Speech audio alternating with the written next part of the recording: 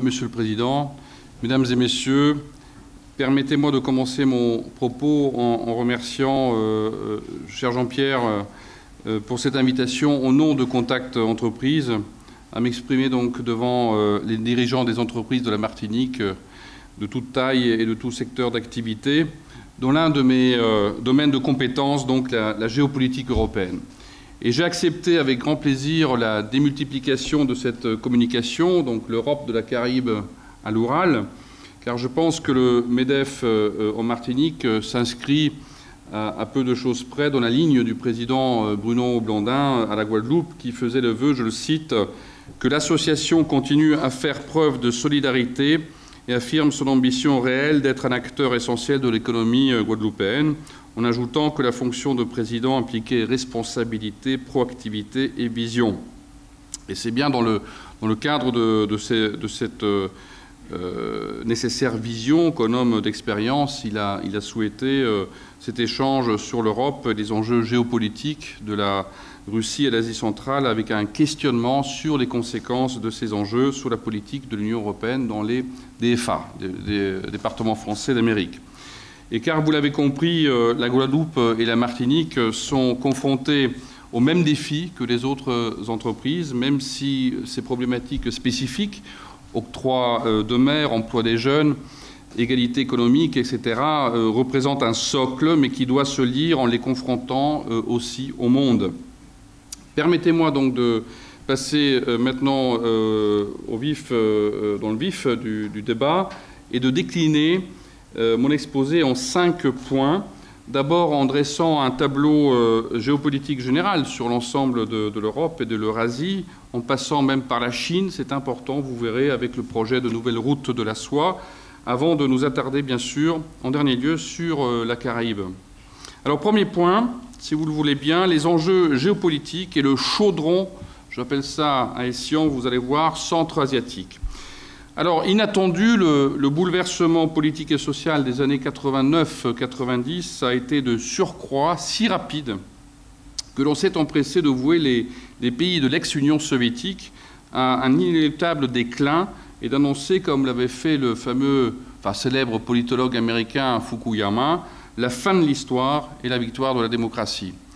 Et les événements ont largement nuancé un jugement aussi hâtif. Aujourd'hui, la Turquie, inscrite dans l'espace des Balkans eurasiens, l'Ukraine, la Syrie, vous le savez, l'Iran ou encore l'Afghanistan sont soumis à des problèmes ethniques et culturels d'une très grande complexité. Au Grand Moyen-Orient, dans le Golfe, en Afrique subsaharienne, ce ne sont plus les États-nations post-coloniaux et vulnérables qui sont la structure de régulation d'ensembles sociaux disparates, mais surtout les religions radicalisées et la violence des petites sociétés prémodernes, djihadistes ou guerrières, qui affirment leur souveraineté par le nihilisme et le chaos. Et l'Union européenne, élargie aux pays d'Europe centrale et orientale entre 2004 et 2013, subit depuis quelques années, surtout depuis cette année, des flux migratoires massifs inédits dans son histoire. Donc, mesdames et messieurs, vous voyez bien que le temps a raison des erreurs doctrinales. Et en parallèle, jamais dans l'histoire de l'humanité, la distribution de la puissance dans le monde n'a connu une transformation aussi rapide.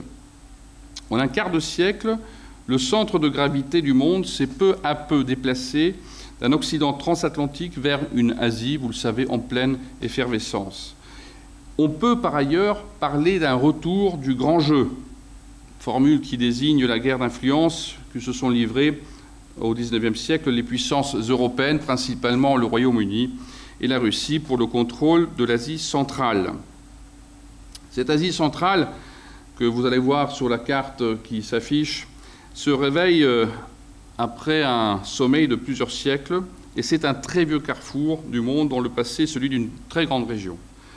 Elle avait commencé à péricliter avec la fin de la route de la soie terrestre et l'ouverture des routes maritimes avec les grandes navigations de Magellan et de Vasco de Gama qu'ils avaient donc inaugurées. Et aujourd'hui, l'Asie centrale connaît un nouveau basculement historique.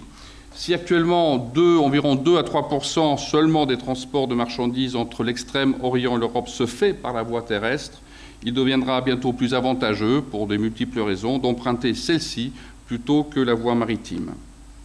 Alors pour certains, il serait même préférable de parler du très grand jeu.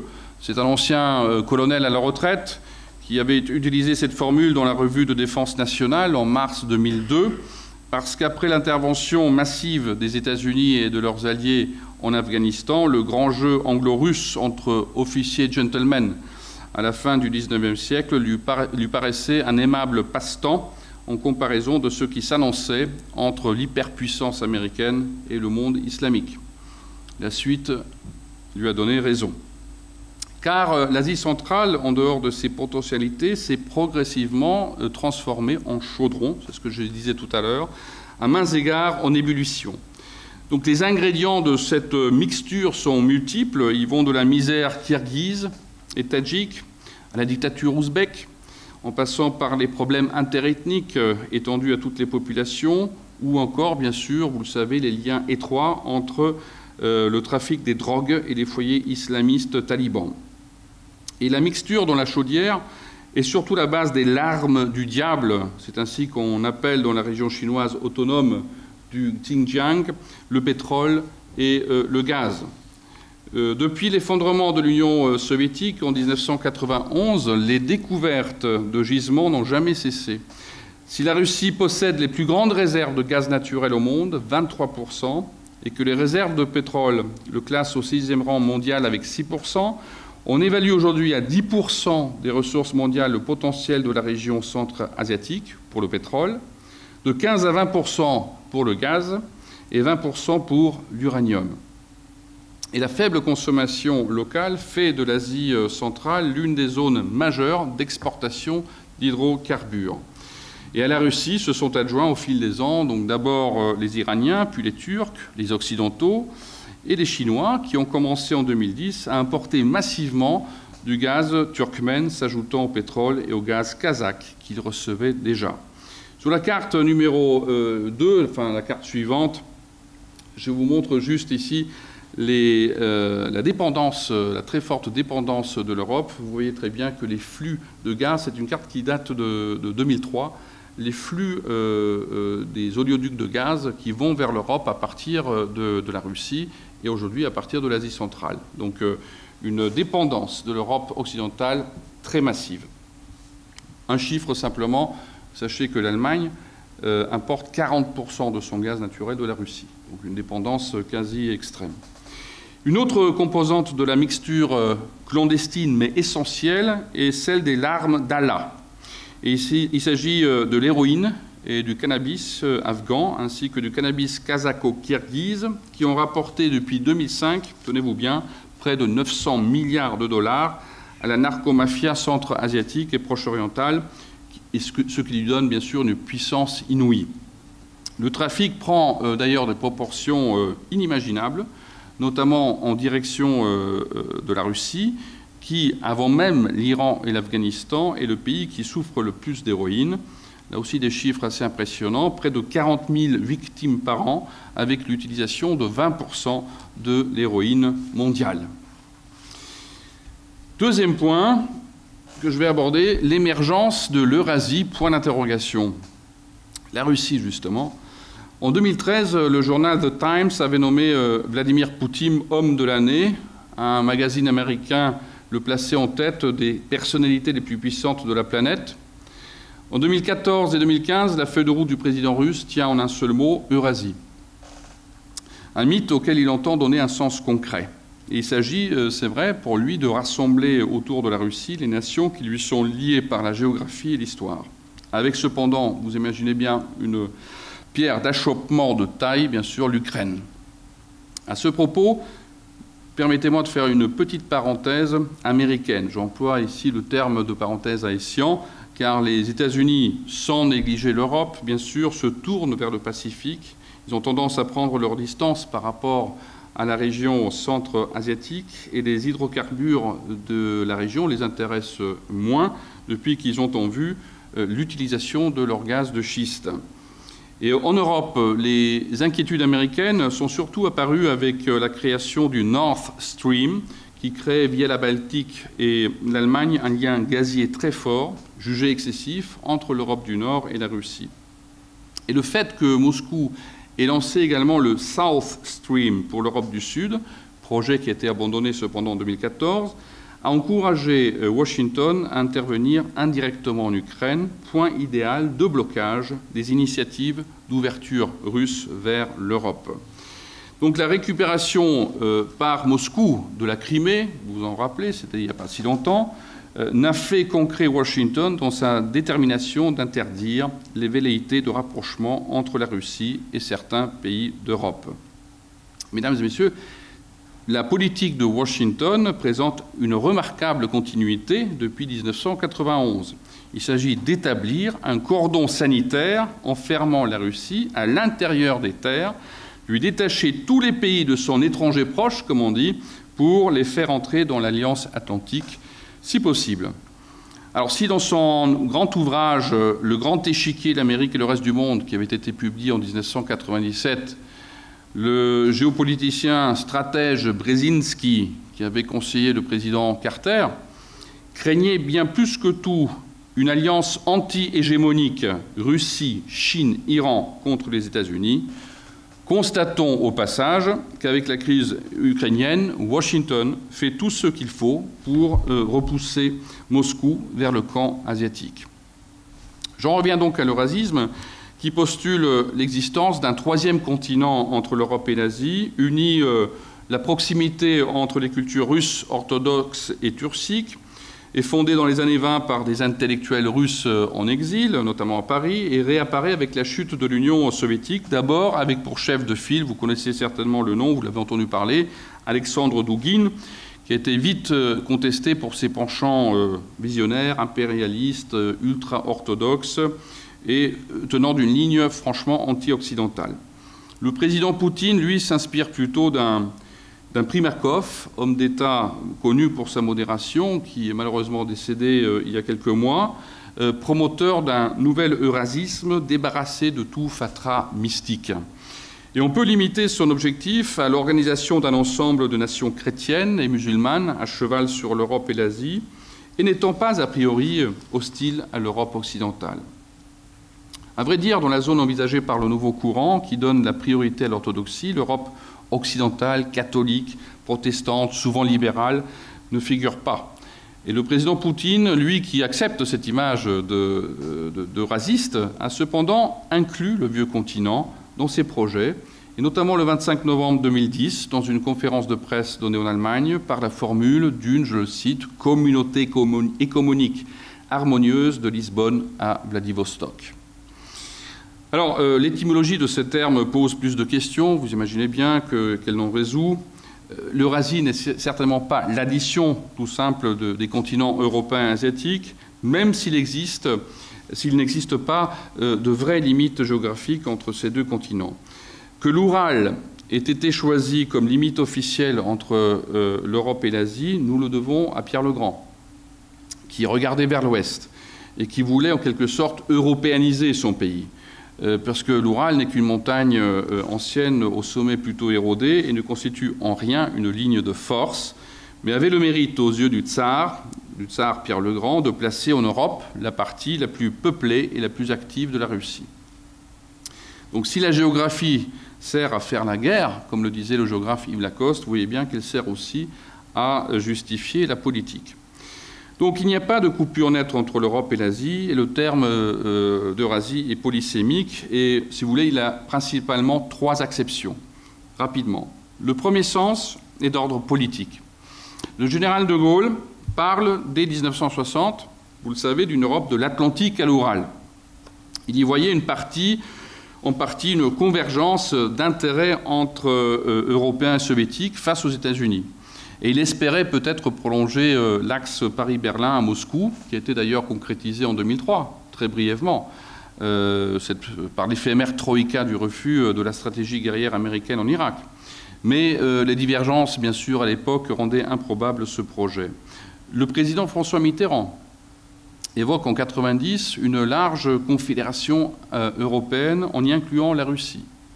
Le ministre allemand des Affaires étrangères, Hans-Dietrich Genscher, en 1992, plaide, lui, en faveur de l'adhésion de tous les pays du Caucase et de l'Asie centrale dans la CSCE, qui est devenue en 1994 l'OSCE, l'Organisation pour la sécurité et la coopération en Europe. La deuxième acception est d'ordre géopolitique. En 1904, le Britannique Mackinder a construit une sorte de carte mentale autour de l'Oural et de la Sibérie occidentale, qui serait le cœur de l'Eurasie. Le Heartland, selon lui, qui contrôlerait ce pivot géographique du monde, comme il disait, contrôlerait le reste du monde. Et la vision géopolitique de Mackinder a été en effet réactivée par les États-Unis durant la guerre froide. Alors que les Soviétiques règnent sur le Heartland, les Américains développent la politique d'endiguement à mener contre l'expansionnisme soviétique et installent des bases autour de l'Eurasie afin de limiter toute progression russe vers l'océan Indien et le Pacifique. Et d'une certaine manière, c'est aujourd'hui ce concept qui régit la politique de contention de la Chine en vigueur à Washington. Il y a en effet basculement des forces navales américaines de l'Atlantique et de la Méditerranée vers le Pacifique. Il y a consolidation des alliances avec les pays amis d'Asie, Japon, Corée du Sud, Taïwan, Philippines, et il y a la main tendue vers l'Inde. Enfin, il y a une acception géoéconomique qu'on peut observer, voir sur la carte suivante, car le 1er janvier 2015 est entré en vigueur le traité sur l'Union économique eurasienne, l'UEE, en orange sur la carte, constituée par la Russie, la Biélorussie et le Kazakhstan, pays qui sont liés par un espace économique commun et une union douanière, et qui seront très bientôt suivis, dans un proche avenir, par l'Arménie, le Kyrgyzstan et le Tadjikistan. Alors, cette UEE, l'Union économique eurasienne, ne peut pas être comparée à l'Union européenne, parce que l'Union européenne est à la fois un modèle institutionnel et un défi, un PIB, produit intérieur brut, 9 fois supérieur à celui de la Russie et 3 fois plus d'habitants. Donc l'UE rassemble davantage, si vous voulez, à l'association de libre-échange nord-américain, avec comme objectif la constitution d'un bloc économique face à l'évolution rapide du paysage économique mondial. Mais les dirigeants russes ont un sens aigu du rapport des forces. D'une part, ils veulent contrer les États-Unis dans leur volonté de fragmenter l'ex-Union soviétique et faire reconnaître l'UEE comme interlocuteur principal de Bruxelles, afin d'avoir un droit de regard sur l'organisation d'un espace allant des rives de l'Atlantique à l'extrême orient russe. Et d'autre part, Moscou souhaiterait être un vrai partenaire de l'Union européenne, afin de faire contrepoids aux États-Unis, mais aussi à la Chine. Et la Russie, empêtrée dans les difficultés économiques, n'a pas d'intérêt à jeter de l'huile sur le feu dans la crise ukrainienne. Elle sait ne pas pouvoir miser sur le Kazakhstan, et encore moins sur la Biélorussie, vous vous en doutez, pour sortir de cette crise. Donc, le président Poutine n'a que deux options.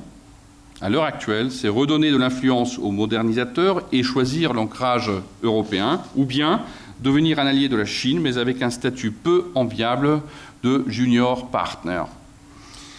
Troisième point, venons-en justement, je parlais de la Chine, le rêve chinois, une nouvelle route de la soie. La Chine, justement, donc, s'intéresse elle aussi à cet espace eurasiatique. Le président chinois Xi Jinping avait annoncé en 2013 son projet de nouvelle route de la soie, terrestre et maritime, prolongeant ainsi la montée en puissance pacifique du pays. Le 28 mars 2015, le président a officiellement lancé la nouvelle route de la soie par un discours devant la conférence économique de Bao, en présence de 16 chefs d'État et de gouvernement et une centaine de ministres des 65 pays qui seront traversés par ce trajet terrestre ou maritime. Ce nouvel axe commercial qui va regrouper près de 4 milliards d'habitants, soit 60% de la population mondiale.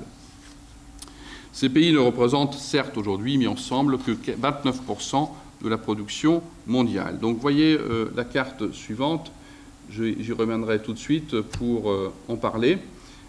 Voilà, la voie en rouge, la voie terrestre, en bleu, la voie maritime. Donc cette nouvelle route de la soie, je vais y revenir tout de suite, signifie un vaste programme de modernisation des infrastructures, rails, routes, ports, aéroports, gazoducs, oléoducs, qui permettra de relier Xi'an en Chine centrale à l'Europe occidentale. Et pour rassembler les capitaux nécessaires aux gigantesques infrastructures de ce nouvel axe économique, la Chine a lancé la banque d'investissement dans les infrastructures asiatiques, à laquelle participent à ce jour près de 50 pays, dont les 9 premières puissances économiques européennes. La carte donc, qui se déploie sous vos yeux est fascinante, si vous voulez, pour un historien qui s'intéresse de près à Fernand Braudel, par exemple, historien de la Méditerranée et du capitalisme en termes de longue durée. Donc la carte qui a été prise du quotidien allemand Die Welt est intitulée « La nouvelle route de la soie de la Chine, projet chinois pour une zone économique moderne ». Elle indique donc en marron, je le disais, la route terrestre et en bleu la route maritime. Donc la route terrestre partira du point de vue chinois de Xi'an pour passer par Bichkek, Tachkent, Dushanbe, Téhéran, Ankara, Moscou, Minsk et rejoindre Rotterdam, Anvers, Berne, Venise. L'ancienne cité des Doges donc, est l'extrémité occidentale d'une route maritime passant par Athènes, Le Caire, Djibouti, Nairobi, Colombo, Kuala Lumpur, Singapour, avec une poussée vers Jakarta, Hanoï, Hong Kong, Fuzhou pour aboutir à Hangzhou. Donc si vous voulez, la Chine propose de renouer avec une route commerciale bimillénaire. Elle propose aussi, il faut le signaler, à l'opposé de la vision du choc des civilisations, un vrai dialogue des cultures entre les zones d'influence confucéenne, indienne, perse, turque, arabe, est-africaine, chrétienne, orthodoxe et occidentale. La nouvelle route de la soie invite, du point de vue de l'Europe, un retour aux sources. D'abord, la route de la soie revêt une signification particulière en Allemagne, le pays du géographe von Richthofen, à qui on doit justement l'expression même de Seidenstraße, la route de la soie. Donc refaire le trajet Venise, Berne, Anvers, Rotterdam, c'est se rappeler les routes commerciales et bancaires qui sont aux origines du capitalisme, inventé par l'Europe au Moyen-Âge, long d'une véritable route de la prospérité où s'affirma donc le capitalisme régnant. Et c'est le long de cette route qu'a été également inventée la liberté politique moderne, depuis des cités italiennes jusqu'aux Provinces-Unies, en passant par la Confédération helvétique, la Lotharingie et les Flandres. Enfin, le rêve de Pékin, c'est quoi? C'est une noria de TGV, train à grande vitesse, chargé de conteneurs qui circuleraient entre la Chine et l'Europe. C'est plus sûr que la voie maritime et plus court, 12 jours de moins. Un signe qui ne trompe pas. Le 28 mars 2014, le président chinois était à Duisburg, en Allemagne, port intérieur de Rhénanie, pour accueillir en grande pompe le Yuxinu, un train de 50 conteneurs chargé d'informatique chinoise en provenance de Chongqing, 11 000 km, mais seulement 16 jours de trajet, à comparer aux 36 jours nécessaires aux porte-conteneurs. Donc sur la carte suivante, voilà, vous pouvez voir le tracé du Yuxinu en jaune, jaune-marron, le tracé du transsibérien qui est en pointillé noir et le projet de nouvelle route de la soie qui est en rouge. Quatrième réflexion à propos des dilemmes euro-russes face au projet Eurasiat. Si les États-Unis joueront un rôle essentiel dans la mondialisation du XXIe siècle, ils resteront pendant quelques décennies le creuset des innovations technologiques, c'est clair. La Chine, en mettant son énorme puissance industrielle et financière au service d'un développement de l'Eurasie, ayant tout à fait intégré les défis liés à la mondialisation, comme Internet, les réseaux de transport, les énergies renouvelables, annonce le grand retour de la diplomatie fondée sur l'équilibre des puissances. On peut faire d'abord un constat essentiel qui met en relief la puissance chinoise. La nouvelle route de la soie court-circuite en partie le territoire russe, car les Chinois trouvent le transsibérien, je vous en ai parlé, je viens de vous en parler, ils trouvent le transsibérien démodé et ils ne veulent pas dépendre de Moscou pour leurs échanges commerciaux. Autrement dit, la Russie a peut-être perdu la bataille du désenclavement de l'Asie centrale. Les Chinois sont implantés en Afghanistan, au Pakistan, au Turkménistan, au Kazakhstan et même en Ukraine, d'où ils importent tout le fer à béton nécessaire à leur secteur bâtiments travaux publics. De plus, en annonçant la création d'une ligne à grande vitesse entre Pékin et Moscou s'étendant sur 7000 km et dont la durée du trajet sera de 2 jours, soit 4 jours de moins que le transsibérien, la Chine déploie vis-à-vis de la Russie une sorte de diplomatie du TGV qui transforme son savoir-faire ferroviaire en un redoutable instrument d'influence. Et en même temps, il existe une sorte de connivence économique et stratégique qui, face à l'aveuglement des Américains, voire des Européens, vient de se mettre en place entre Moscou et Pékin suite aux engagements gaziers consentis en Sibérie.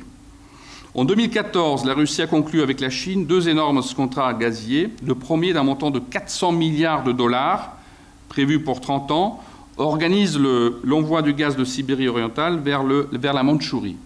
Et le second agence le transport d'une partie du gaz de Sibérie occidentale vers le Xinjiang, cette province autonome chinoise.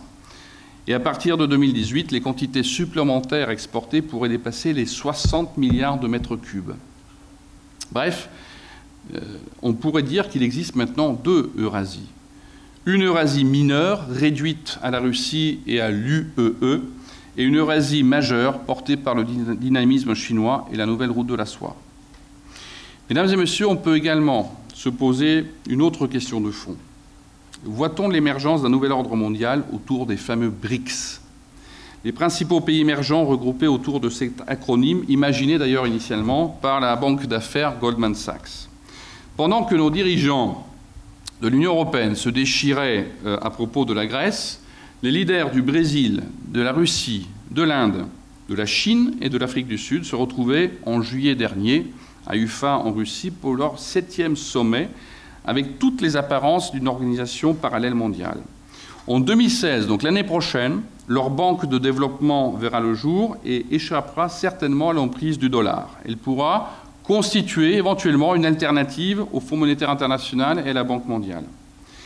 Certes, les États-Unis et l'Union européenne ne représentent ensemble que 11,6% de la population mondiale, mais 50% du PIB planétaire.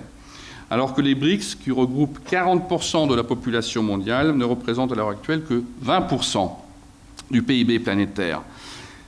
Même si le bloc des BRICS est disparate et que les contradictions entre les membres sont nombreuses, vous en doutez, il n'empêche que l'émergence des BRICS fait contrepoids à une Amérique toute puissante. La Russie y trouve l'oxygène dont veulent la priver les sanctions occidentales liées à la crise ukrainienne. La Chine, superpuissance en devenir, y voit un relais d'influence pour rompre ce qui apparaît, vu de Pékin, comme une stratégie d'endiguement, comme au temps de la guerre froide.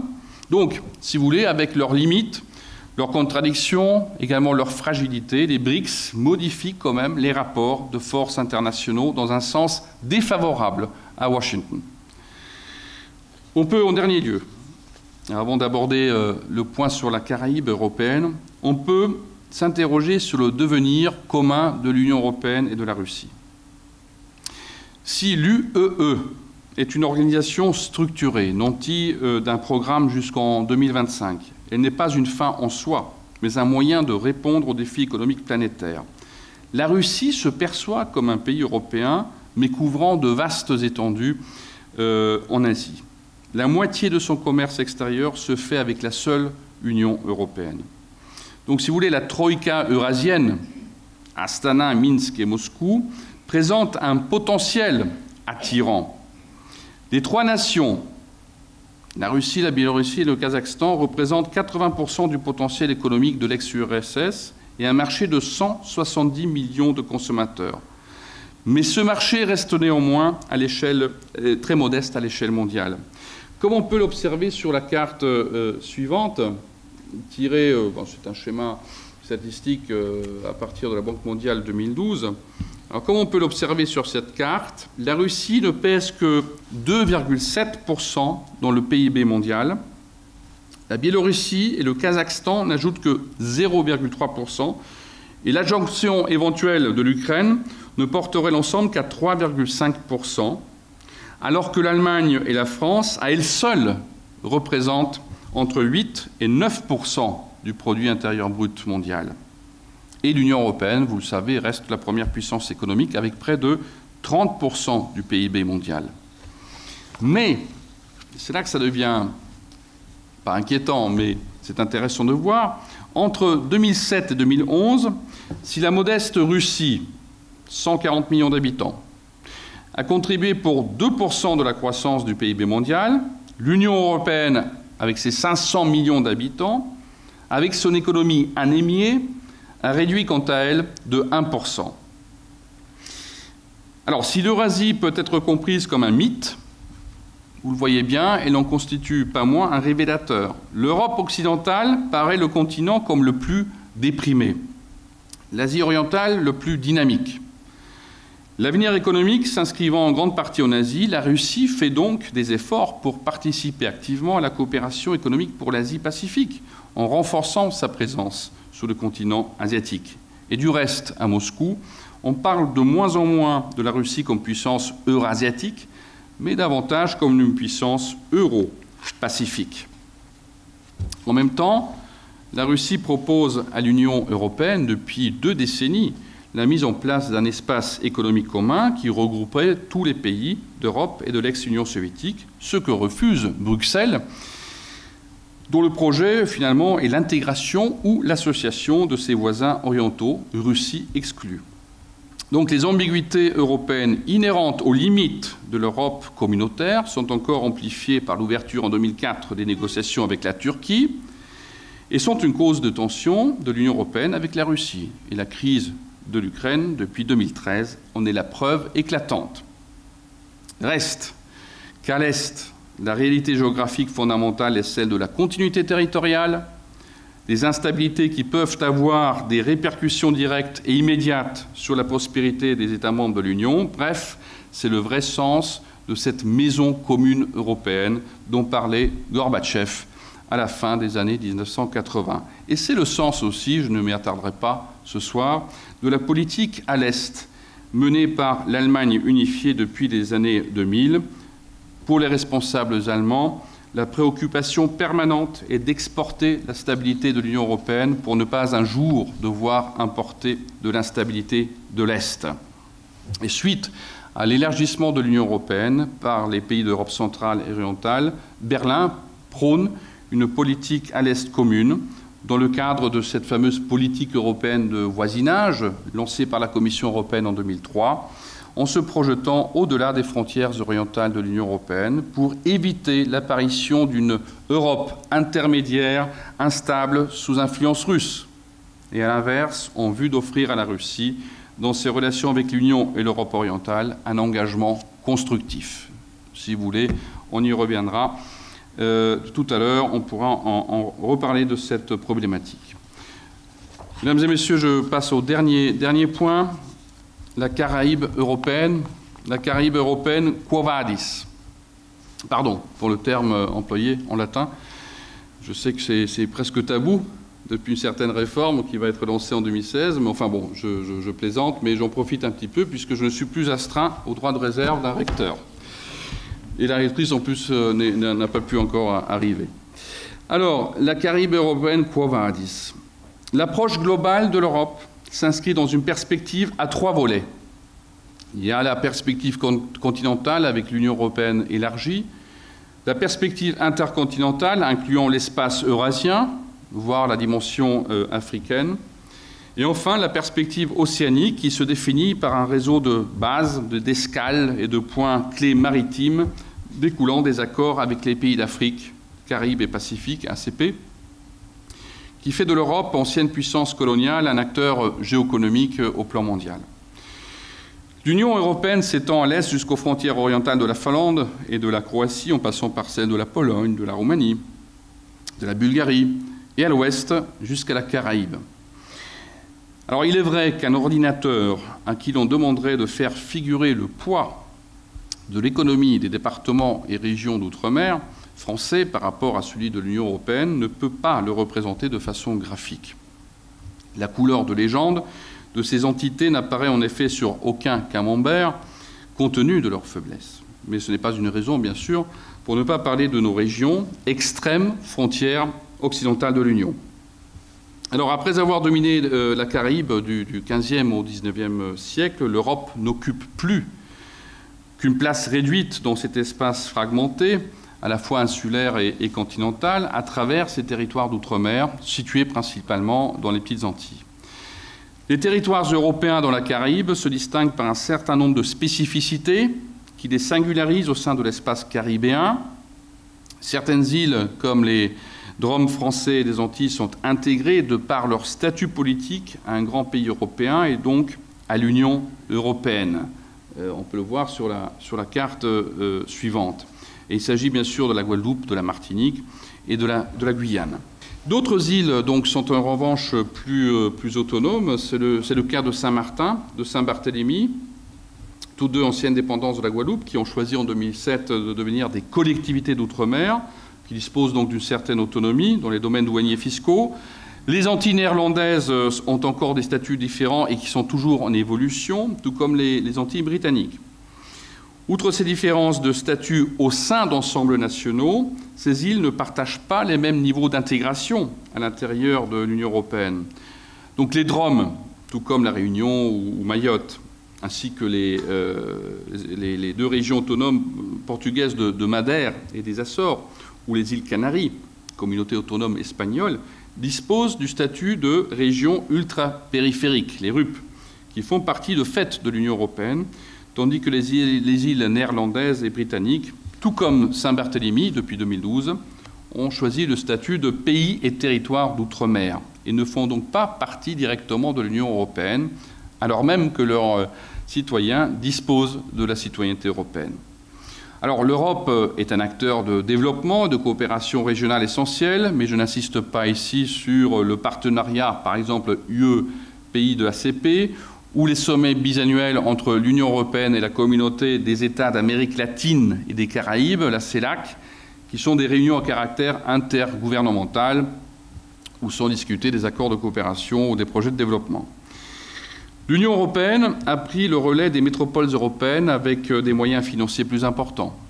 Avec la départementalisation, en 1946, les Antilles françaises connaissent un renforcement de l'assimilation et bénéficient d'importants transferts d'argent public en provenance de l'État.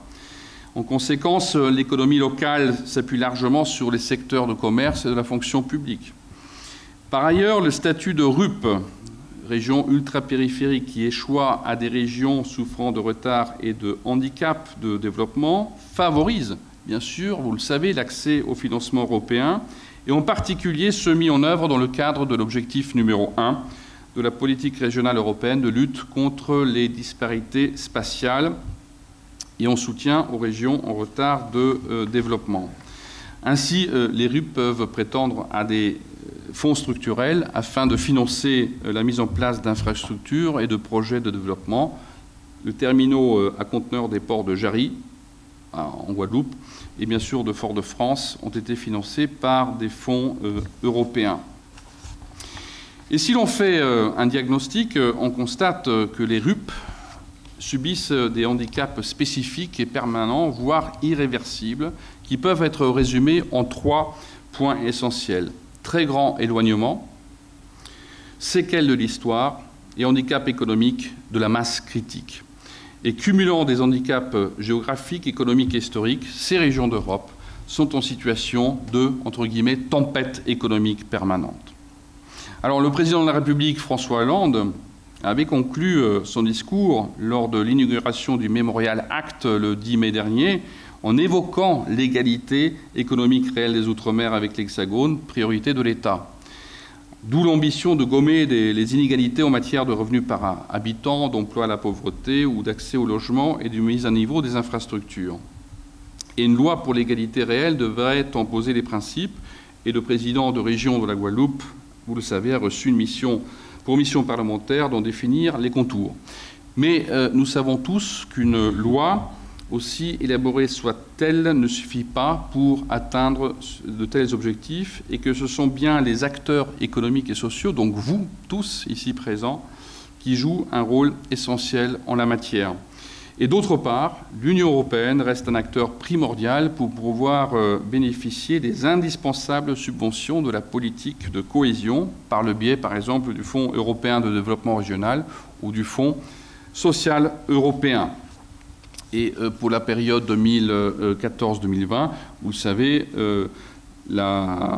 c'est près de 1 milliard d'euros d'aide structurelle que la politique de solidarité européenne met à la disposition de la Guadeloupe et près de 900 millions d'euros pour la Martinique.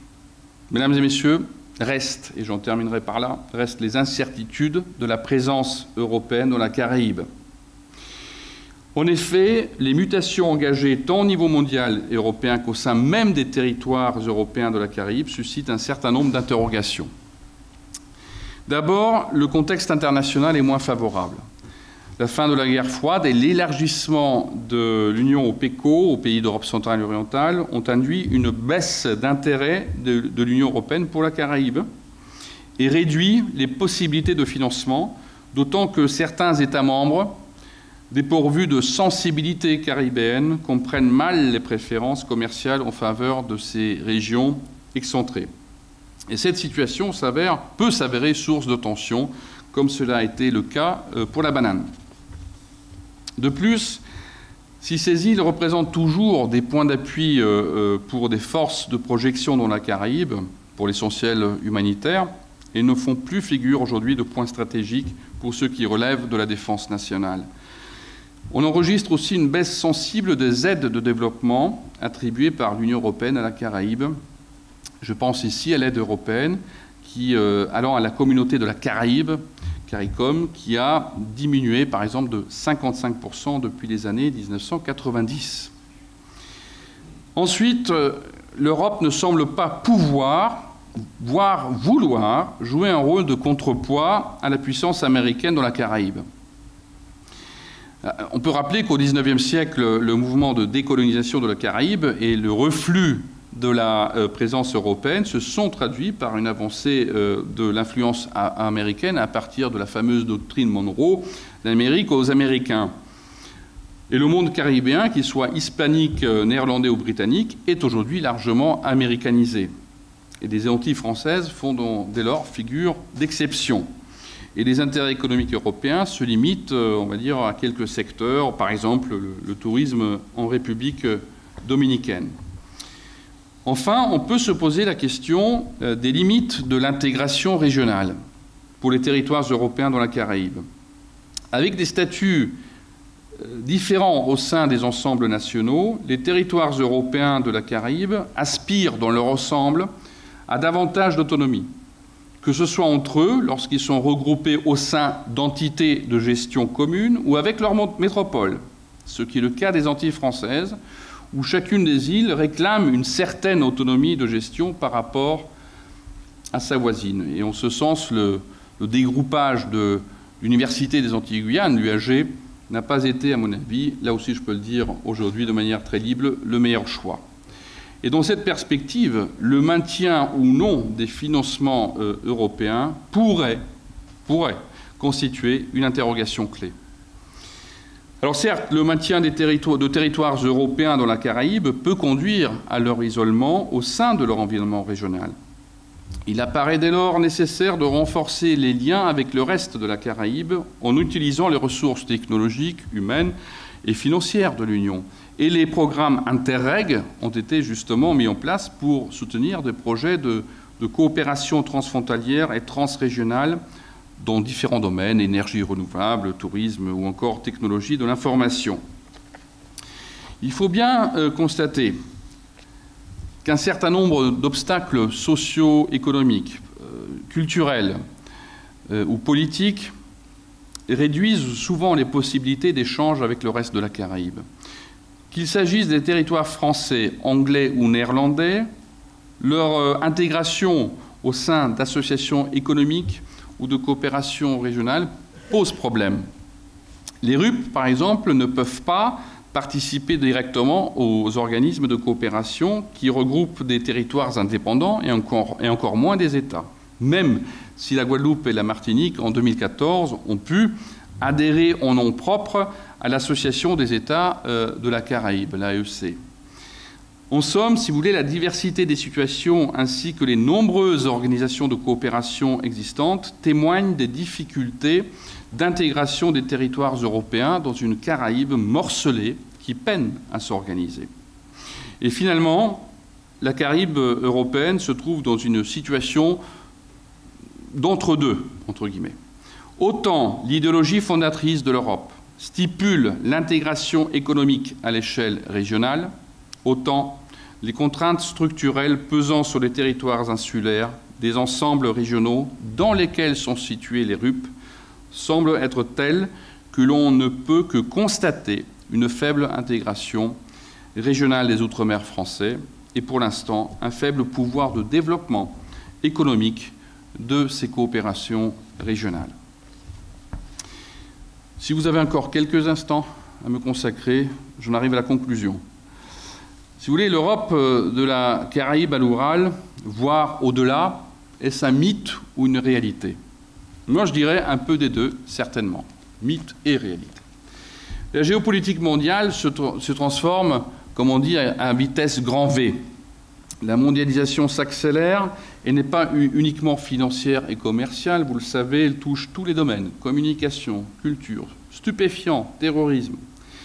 La Caraïbe européenne est une réalité en raison des interconnexions multiples et des liens solides qui existent entre les Antilles et l'Europe. Plus à l'est, l'Europe occidentale entretient des liens historiques et traditionnels avec l'ancien espace soviétique et surtout la Russie. Et pour l'Europe, l'Asie centrale est devenue un étranger proche, si vous me permettez cette expression à forte connotation, comme elle l'est devenue pour la Chine. La Chine, elle, qui a accueilli le 8 janvier dernier, le 8 janvier 2015, la réunion ministérielle du premier forum Chine-CELAC. À cette occasion, le président chinois avait fixé comme objectif pour 2025 un commerce Chine-CELAC à hauteur de 500 milliards de dollars et les dirigeants chinois ont promis des investissements de 250 milliards de dollars durant les 10 prochaines années. Alors, parmi les grands projets figure également le canal interocéanique du Nicaragua. C'est un ouvrage qui, selon les experts, pourrait changer les échanges commerciaux au niveau mondial. Donc vous voyez qu'avec l'entrée sur la scène mondiale du géant chinois, les cartes du jeu géopolitique sont complètement rebattues, que les flux financiers, mais aussi les flux de marchandises et d'hommes défient de plus en plus les frontières nationales. Cette grande Europe de la Caraïbe à l'Oural, elle, a tout intérêt à s'organiser. L'évolution des relations entre Pékin et Moscou, sur fond de crise ukrainienne et de confrontation entre la Russie et l'Occident, modifie considérablement l'équilibre géopolitique mondial. Et une entente durable déplacerait, entre la Chine et la Russie, déplacerait le centre de gravité dans la grande Eurasie, loin à l'est. Si le projet de grande Europe, je veux dire par là Union européenne et Russie, rapprochement, restait en souffrance, alors l'Europe deviendra certainement un petit cap du continent asiatique. En même temps, il n'y a bien sûr pas fin de l'histoire, il n'y a pas fin des frontières, bien au contraire, vous savez, des murs s'érigent quasiment tous les jours, un peu partout dans le monde. Il n'y a pas de fin des représentations spécifiques qui peuvent conduire à un retour, malheureusement, à un retour de l'histoire.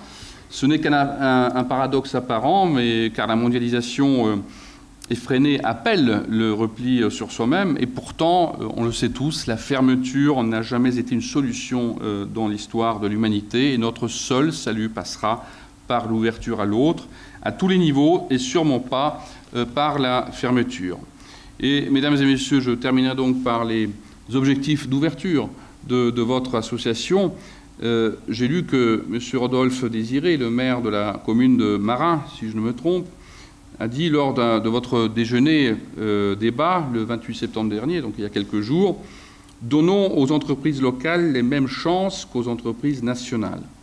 On peut considérer que l'opportunité ici offerte par Contact Entreprise de s'interroger et de partager des informations sur l'évolution des relations internationales constitue une vraie ouverture et une chance pour vos entreprises. Donc vous l'aurez compris, dorénavant, tous les leviers de développement économique et d'innovation vont compter. Et même si les contraintes européennes nous semblent parfois un peu lourdes, voire très lourdes, elles sont le garant d'une répartition équilibrée qui tienne compte aussi des spécificités de chaque membre. Et donc, oui, mesdames et messieurs, je pense que l'Europe est un très bon et important levier. Voilà, merci pour votre attention et bien sûr, je suis à votre disposition si vous avez des questions ou même des remarques critiques à faire. Voilà.